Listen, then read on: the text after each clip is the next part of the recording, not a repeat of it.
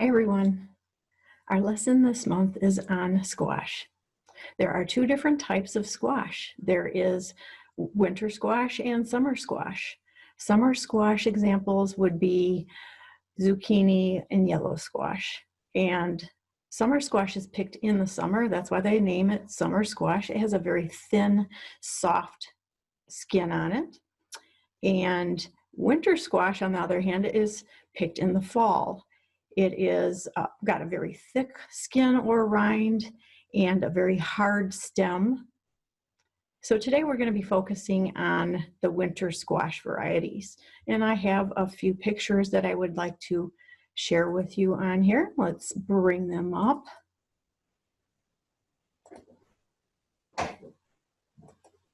All right, so our first squash is our acorn squash, and we actually use this in our recipe of the month for our spicy apple-filled squash. So this is our acorn squash. This is just one of the varieties. Then another one is a butternut squash, and there's also a buttercup squash, very similar in name, but I don't have a picture of the buttercup on here right now. So this is butternut. This one is called a spaghetti squash, and the reason they call it spaghetti squash is when this is baked and you take it out of the oven, you can take a fork and scrape out the inside, and it comes out in long strands just like spaghetti.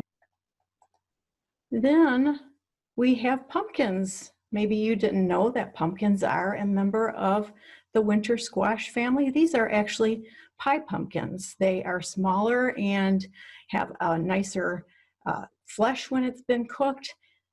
You're probably mostly familiar with the jack-o'-lantern type pumpkin. This is the one that we usually carve for Halloween. So there's two different types of pumpkins, and those are all members of the winter squash family. There's other ways to eat winter squash. You can bake it and put a little bit of brown sugar and butter in that for a healthy treat. You can chop it up and add it to soups or to chili for a little extra nutrition, or you can actually cook it and add it to your bread dough, and then you'll have a nice orange color bread when that's baked. So our different nutrition, just like with our apple lesson last month, our nutrition, winter squash contains a good amount of vitamin C, and that's good for our immune system.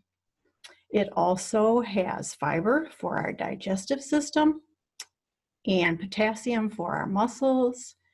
And most importantly, it contains a very high amount of vitamin A, and that's good for our eyes.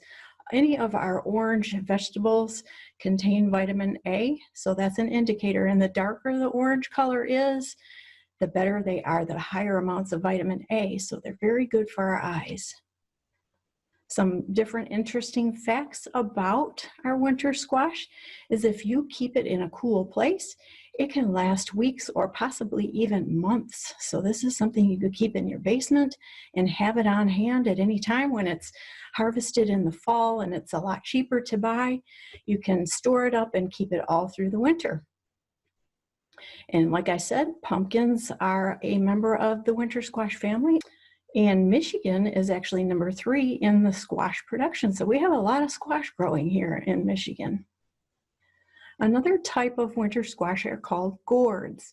And I have a picture of the gourds here. Gourds are not edible. They are used to make containers or bowls. And like this picture shows, you can actually make bird feeders or bird houses with them.